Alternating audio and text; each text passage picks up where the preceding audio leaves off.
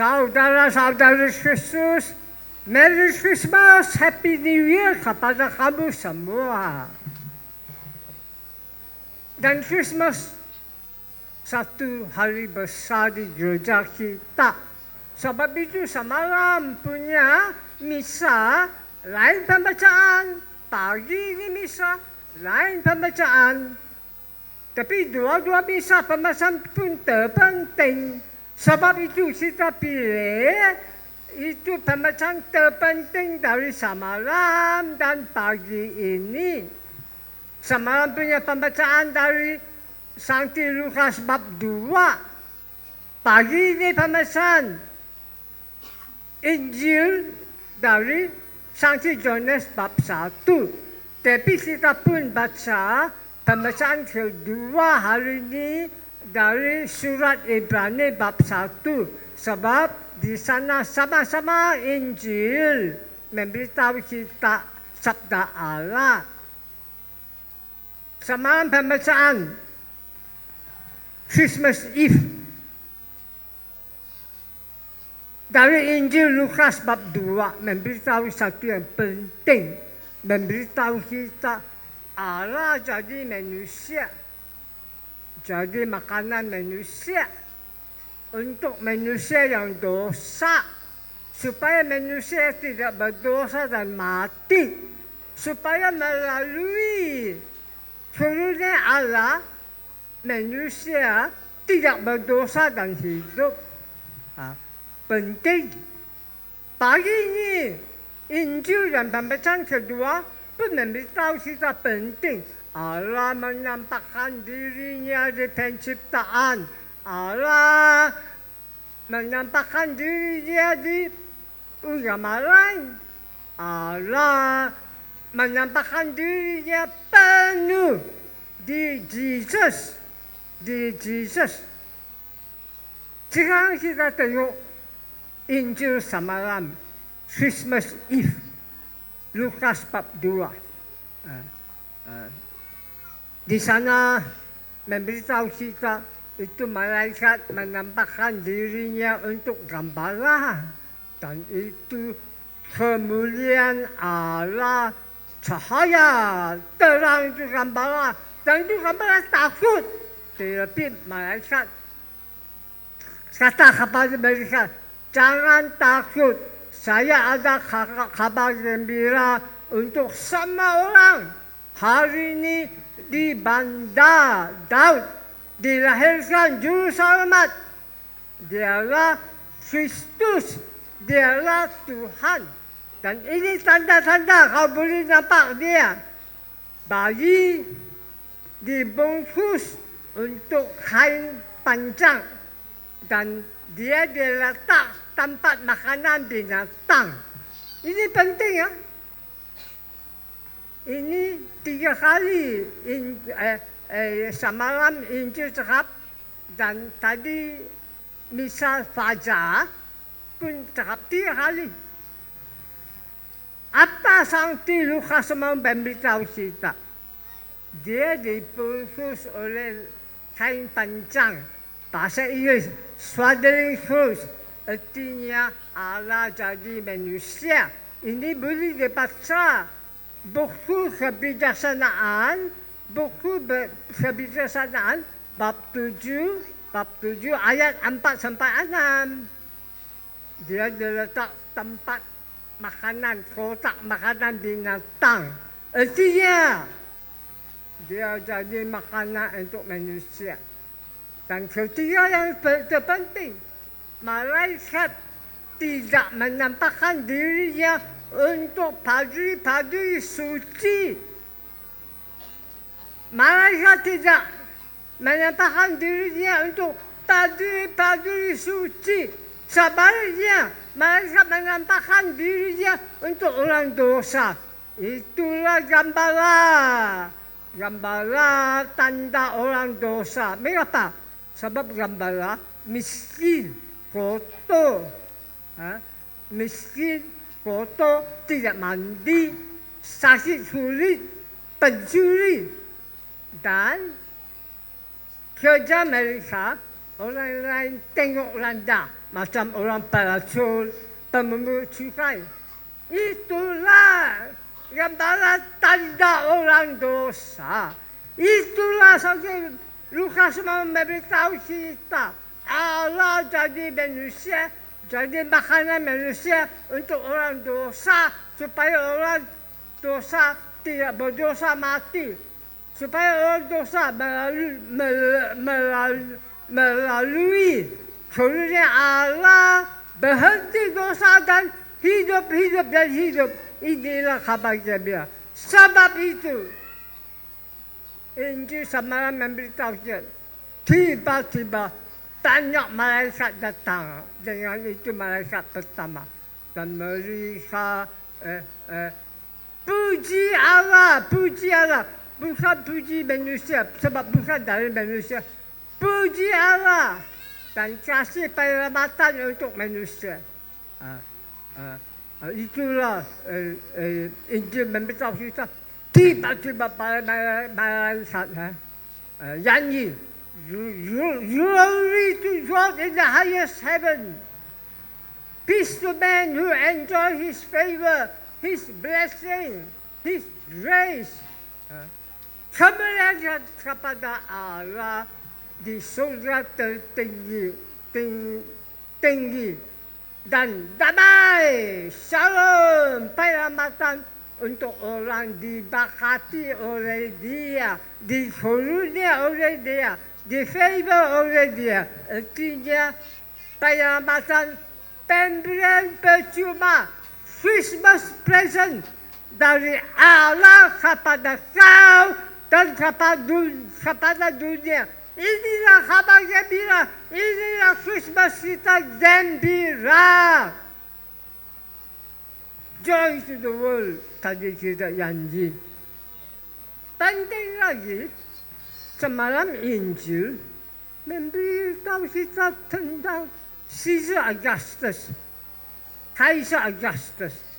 Mau kasih tahu kita, dia bikin sensus, sebab itu Joseph balik kampung Daud, register, mau memberitahu kita Jesus keturunan dari Daud. Tapi lebih banyak daripada itu. Santi Lukas pun mau memberitahu kita Kaisar Augustus, Caesar Augustus sungguh kuat dalam ekonomi, kuat dalam militeri, asra-asra perang, kuat dalam politik. Caesar Augustus bukan Allah, bukan juru selamat, bukan pembawa damai, bukan orang bawa damai. Mengapa? Sebab dulu orang Roma mereka menyembah Caesar Augustus. Mereka percaya Caesar Augustus Allah. Mereka menyembah Caesar Augustus juru selamat. Menyembah Caesar Augustus yang bawa damai. Santi Lukas kasih tahu ini Roma. Caesar Augustus bukan Allah, bukan juru selamat, bukan bawa damai. Jesus dan Jesus saja Allah, juru selamat, dan Dia saja bawa damai, shalom, penyelamatan. Dia saja juru selamat. Kabar gembira itulah setiap semalam Injil dari Lukas bab 2 terpenting. Sekarang kita tengok Injil pagi ini, misa siang dari Yohanes bab 1. Dan ini dan pembacaan kedua hari ini dari Ibrani bab 1 cakap sama-sama. Injil hari ini memberitahu kita Allah menampakkan dirinya di penciptaan, kedua di ramalan, ketiga di Jesus sepenuh-penuhnya. Pertama, Allah menampakkan dirinya di penciptaan. Sebab itu, mesti kita jaga alam sekitar. Mesti kita jaga penciptaan Allah.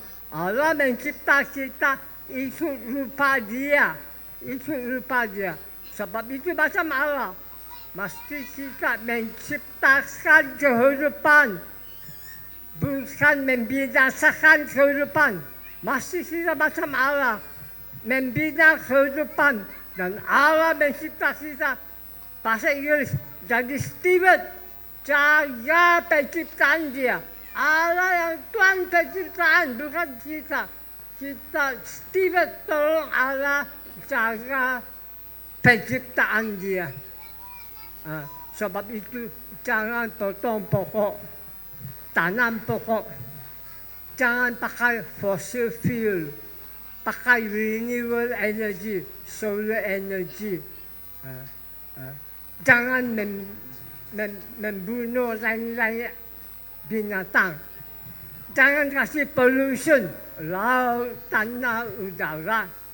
Jangan pakai plastik yang rosakkan alam sekitar dan banyak. Dan jangan lupa, kita masih cakap penciptaan Allah.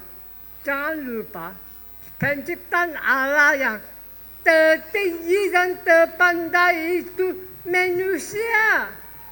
Sebab itu manusia saja boleh fikir, boleh buat filosofi, boleh buat sains, ada kebudayaan. Sebab itu gereja mesti berdialog dengan filosofi, sains, kebudayaan. Sebab itu seminar di Malaysia, seminari mau jadi father. 3 tahun belajar filosofi, 4 tahun belajar teologi. Kedua, Allah menampakkan sendiri di agama lain, terutama di agama orang Yahudi, Judaism. Sebab itu mesti kita berdialog dengan agama lain, terutama dengan dialog dengan agama Islam. Sebab itu di tahun 2019, Sankti Papa Franciscus dan Grand Imam Al-Azhar Cairo University berdialog di Abu Dhabi, United Arab Emirates, dan mereka keluar suatu dokumen terpenting, Human Fraternity for World Peace and Living Together. Persaudaraan manusia untuk damai dunia sama-sama tinggal, supaya dunia boleh sama-sama tinggal dalam damai macam saudara-saudari manusia. Jelas. Siapa mau dokumen ini, saya boleh kasih kau free, BM, Inggris, Cina, Arabic dan